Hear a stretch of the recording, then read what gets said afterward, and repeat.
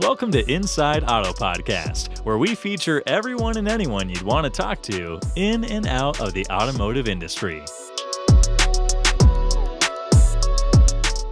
Ilana Shabtai here, host of Inside Auto Podcast, where we interview top dealers, GMs, marketers, entrepreneurs, and thought leaders in and out of the automotive industry.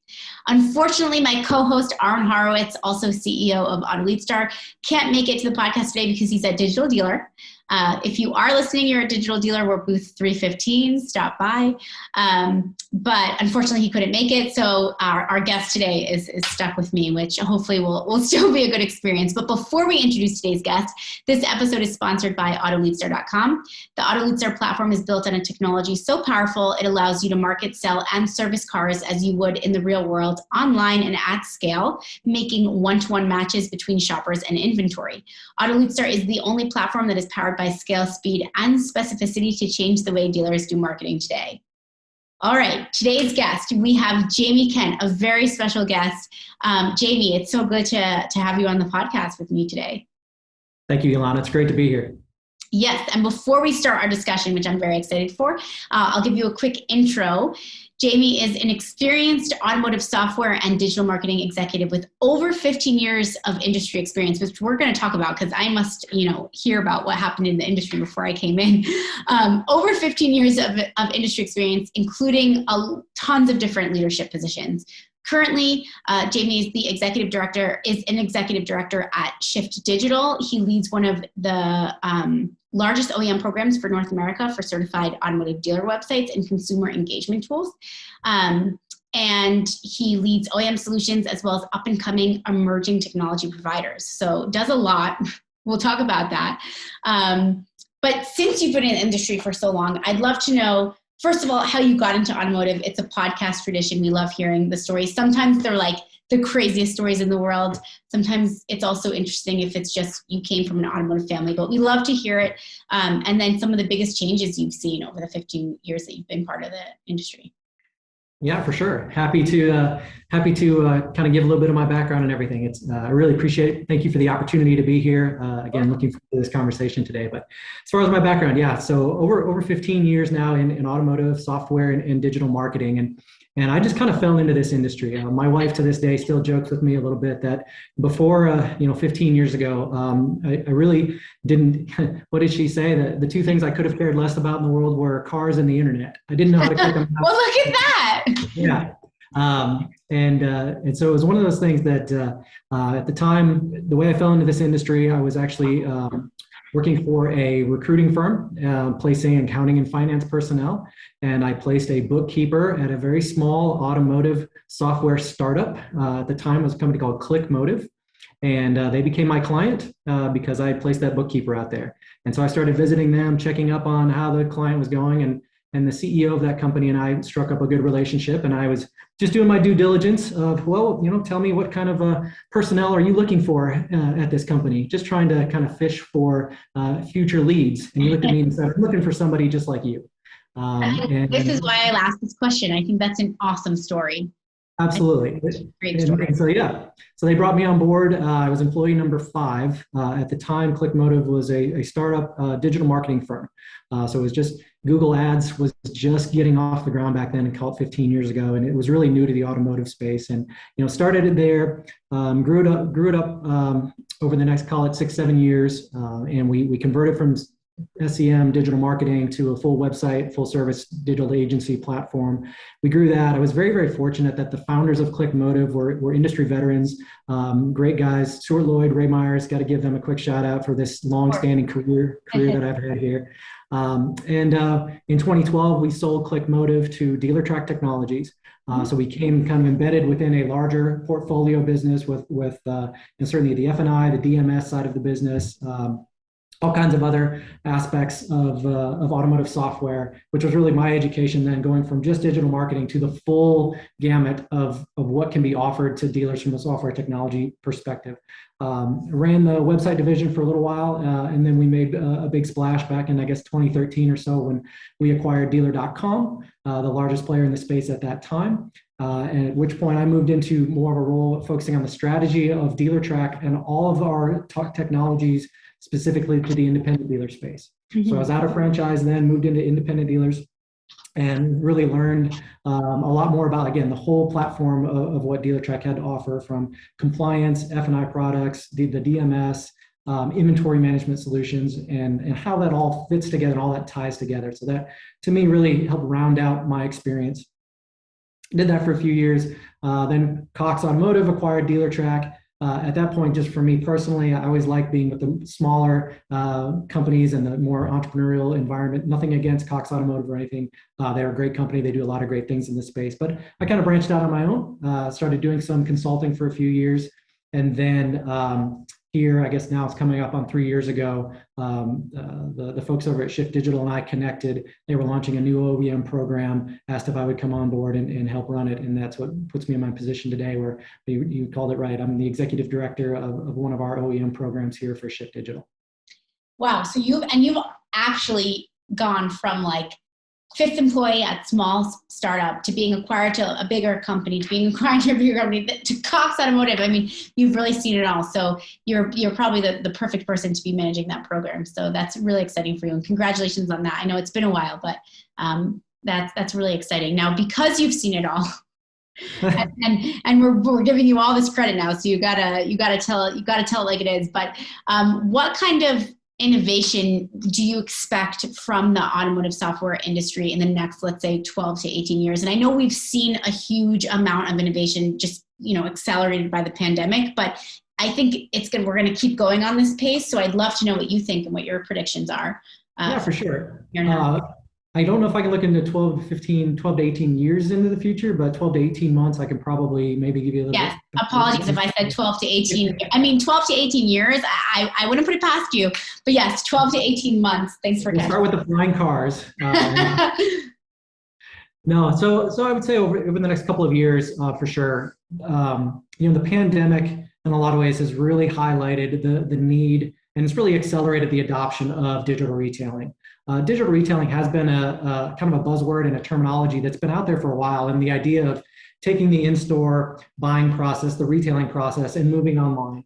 And while that has been gaining momentum and gaining steam over the last few years, the pandemic really accelerated that. And we've seen that really across the board. Dealer adoption of digital retailing tools has really gone up significantly. And now as we move forward, I think we're really going to continue to see that evolve. We're going to continue to see, I think, deeper integrations, whether it's with parts or with accessories, with OEM data feeds, with other tools and services, such as seeing chat or video being incorporated into digital retailing.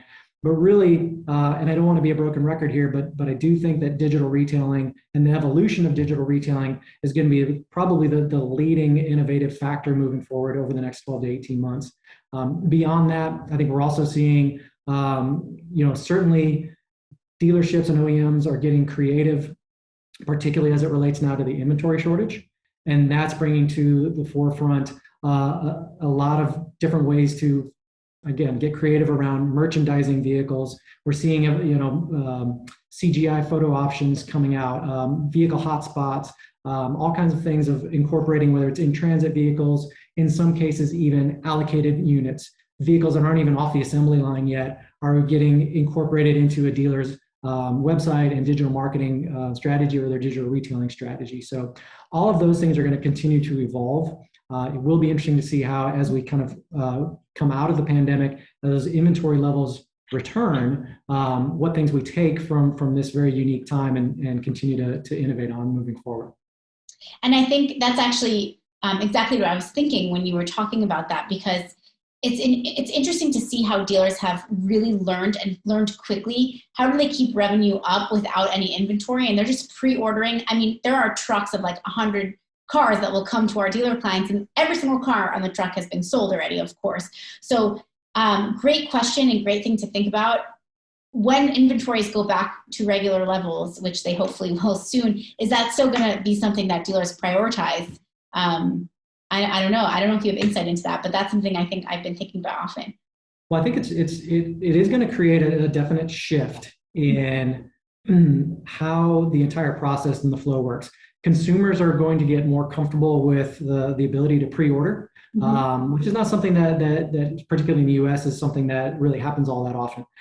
So I think we're going to definitely see that continue to evolve. I think OEMs are going to be partnering a lot more closely with their dealerships, and I think you're going to see an evolution even from the tier one sites of incorporating potentially even more digital retailing aspects from the tier one sites all the way down to the individual dealer sites. That consumer experience is going to continue to evolve around, not everyone's going to continue to pre-order or anything like that, but I think we're going to see significant advancements around how all of that is treated at the OEM, tier two, and even at the tier three dealership level. So it's really going to be exciting to see how that evolves. Yeah, and I would also be interested in seeing if that's going to bring brand loyalty back up to the levels that it was, I don't know, maybe 10 years ago, because if there's a special commitment to a dealership and you can pre-order and they don't have that inventory, maybe that will bring back some brand loyalty. We'll see. We'll have to come back on this podcast in a year or two and see if your predictions are accurate. Yeah, there you go, for sure. Well, and I think you're hitting on a really important point here, as well as individual dealerships, particularly with inventory as low as it is, they're having to find other ways to attract and retain their customers. So the service side of the business is going to continue to play a key factor in that, because right now consumers are just, it's funny, we went through an analysis recently, and the number one phrase across the industry right now in the world of chat, well, you may know this, what any idea what the number one phrase is right now in the world of chat? Do you have this in stock?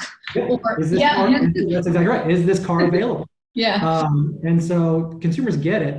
That just because they're seeing it on the website doesn't mean that car is necessarily available. And so they're shopping around. They're looking for vehicles. Or if they can find their vehicle that they're looking for, they're certainly willing to drive further for it. They're certainly willing to not just stay focused on that individual dealership. So it's going to be an evolution for dealers to really focus on customer service, customer retention, finding other ways to get that consumer to remain loyal to that dealership. To your point, I think the brand loyalty will be there, but now individual dealerships working very, very hard on, staying in communication throughout that entire customer life cycle, all the different CRM marketing options that are out there to stay in touch with your existing customers and trying to attract new customers. I think it's going to become even more important than it already is. Yeah, and I think one of the biggest challenges that the industry is going to face while doing that is the data connectivity, because you need to be able to have your data connected from website traffic, ad activity, CRM activity, in order to make that such a great experience for consumers and make sure that they keep coming back to you. And I think that's something that has been difficult for dealers over the past couple of years. So I would love to see more data connectivity to help dealers, just get that brand loyalty and bring more shoppers in and continue relevant conversations with shoppers. So that's my prediction for some of the challenges that dealers will see. What do you think it's going to be, let's say, I don't know, top challenge for dealers in the next year or so, especially as consumer habits change? Yeah, no, that's a really great question. A couple things. Obviously, the top challenge right now on everybody's mind is the inventory shortage and what's being done about that. That's certainly something that everyone's continuing to work through. I think that if we look a little bit further down the funnel, or down the into the crystal ball, if it will, that what do we do when the inventory levels start to come back? Because right now, because of the inventory shortage, there are a couple other things that are going on that are also kind of current challenges. Hiring and retaining and training staff is a huge problem. And it's not just in the automotive industry. The jobs reports came out today where, I forget what it was, 4.3 million people left their jobs in August. It's a record. Yeah, I saw something as well. Yep. Unbelievable that in every industry is being impacted, and the automotive industry is no different. And so I think part of the challenges that we're going to have is that the inventory shortage is maybe kind of masking some of the potential pitfalls that dealers are going to run into with hiring and training and retaining their staff moving forward. Because right now, at a dealership, because inventory levels are so low, you can kind of cherry pick whatever leads. The leads that are coming in, if you have the car, you're going to sell it. Totally changes the game. for dealers. I agree. So what we're finding is that dealers are, in some cases, picking up some bad habits when it comes to following up. As we look at response times, mystery shop scores, those types of things, we start to get a sense that, unlike pre-pandemic eras where dealers were very, very good at following up their customers, staying on top of it, quick response times, those have all kind of dropped off a cliff. And the dealers are not necessarily following up with their consumers, and it's not necessarily the best consumer experience. And so as inventory levels start to come back up and it starts to become more and more competitive to bring that consumer into your dealership or remain loyal, but at the same time, you've got new staff that isn't necessarily trained up as well as you might like, and have also been picking up some bad habits, thinking that they're great salespeople because they sell every lead that comes in, not realizing that, okay, when we get out of this, it's not going to work like that. And you're going to have to actually, have follow-up, follow through, and those sorts of things. So I think those are some challenges that are right around the corner as inventory levels come back up. Future challenges, we haven't really even touched on this too much, but continuing to evolve that online consumer experience. So there are challenges on a lot of the online retailers that are coming up, the Vrooms and Shift and some of those other ones that are out there, even Carvana, have really pushed consumer expectations around what the online buying process can look like, what it should be like. And I think that's really going to push dealers in the automotive industry even further in that direction. Things like the ability to do pickup and delivery and have the vehicle shipped right to your store or right to your house. The ability to go through the entire buying process online. We know not everybody's going to want to go through the buying process online. Some people still want to sit in that vehicle, get that new car smell before they sign on the dotted line, but not everybody.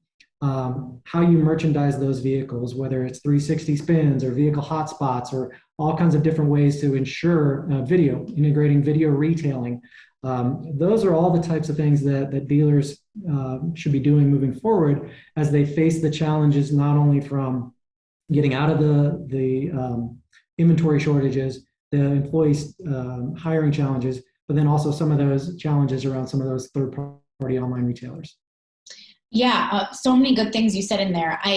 Just to go back to the first point, I think we don't talk about it enough that the salespeople right now in dealerships have it, I wouldn't say easy, of course, but the inventory shortage is really influencing the sales cycle. And you don't have to really do any follow-up, and you don't have to negotiate. If anything, you can, be 10%, 15% above MSRP in some places, in some instances. So putting an emphasis on, and just having that in the back of the mind for dealers that are listening, the change that's going to come and how that's going to affect staff, I think that's a really important point. So thank you for bringing that up. And I didn't want to fly past that. And the second thing that you mentioned, I think, is also really important, and just talking about how consumer behavior changes when companies like Carvana kind of challenge the way that dealers have their internet set up. And I know that, companies like yours and others are putting in the infrastructure for dealers to create a nice user experience. And I think that's going to be absolutely critical to keeping consumers, close to dealers in the next couple of years. I actually just listened to a podcast by Paul Daly, and I don't remember the name of the podcast, but Paul Daly and Kyle Monsier, and they were talking about how Amazon just released a partnership with Hyundai. Did you hear about this? A little bit, but I don't know too much about it. I don't know too much about it either. I learned about it through the other podcast, but and I didn't even play around with it. But they made a really important point, and I think it's a good thing to talk about here, which is that it's like this beautiful experience on Amazon, and like you can pick the colors, and it's just like a really, really nice experience. And then when you click on the actual car or like the VIN that you're interested in, it takes you to the dealer website, and then the consumer's like, well, oh crap, like I just went from like the most amazing experience to like I have to X out 5 things to understand what I'm looking at. So I think it's a good wake up call for dealers to look at that and kind of understand the dichotomy between the two experiences, because at some point we'll get there. Again, and I know you're innovating and helping on that front, and I think it's a really important thing for us to be doing as an industry. I couldn't agree more. So you hit the nail on the head with the evolving consumer experience and looking to have more of a tier one type shopping experience, or a more Amazon-like, or in some cases you'll hear dealers and say even more of a Carvana-like experience. Tesla is another good example of what that online experience is like. Very clean, very simple. Consumers, help walk the consumer through the process. And I think we're definitely starting to see that and seeing that more and more. The digital retailing tools are evolving that way. The website providers are certainly evolving that way. So it's going to get there. I think that the understanding that the expectation of the consumer is to continue to look back and seeing what something like an Amazon or even Apple, what those shopping experiences are like, and compare that to the experience they're having on the dealer website. And so the more we can evolve in that direction, the better. Yeah, 100%. Well, thank you so much, Jamie. This is awesome. Getting to know, I love when people come on the podcast from different backgrounds, especially the stories you can tell of how you ended up in automotive. I absolutely love it. And you really has seen it all. So thank you for sharing with us some of your experiences. And again, we'll hold you to some of your predictions. We'll see in like a year and a half what's come of the automotive industry. But seriously, thank you so much for joining. You're a wealth of knowledge, and I appreciate you coming on the Inside Auto podcast. Again, thank you for the invitation. It was a great conversation. I really appreciate it. Thank you again, and best of luck to you guys. Really appreciate it. Thank you. And for those listening, Inside Auto Podcast, you can subscribe all mainstream outlets, Apple, Spotify, iHeart, InsideAutoPodcast.com. That's where you can find it all. Thank you so much. Thanks for listening to Inside Auto Podcast. Check out our other episodes with top entrepreneurs and industry leaders.